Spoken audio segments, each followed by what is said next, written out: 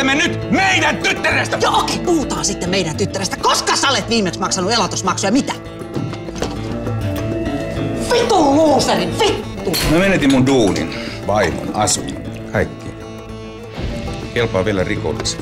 Älä ala vittuile mulle. Hommat mut vaan ulos täältä. Mun pitää päästä hoitelemaan mun bisneksiin. Nätti salkku.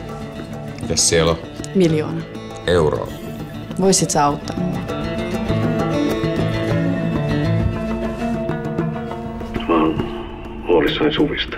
Suvi, siis tästä on avopuolisuus. No. Mä haluaisin, että sä kävisit mun kämpillä katsomassa, että Suvilla on kaikki kunnossa. Voi perkele.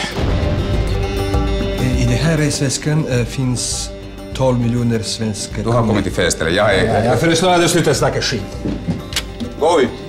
Var det Ida hon hette? Ja? Fint. Du är min man. Allting här i livet, det handlar om förtroende. Lita på mig, jag vet. Och jag ser.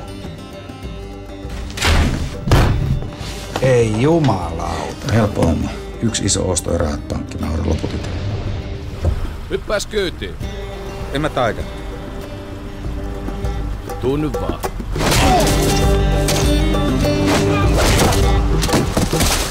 Se on puhunut sekas. Aika hiljasta poikaa tää.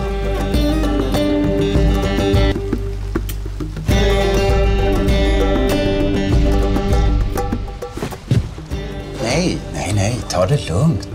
Jag håller ju alltid vad jag lovar.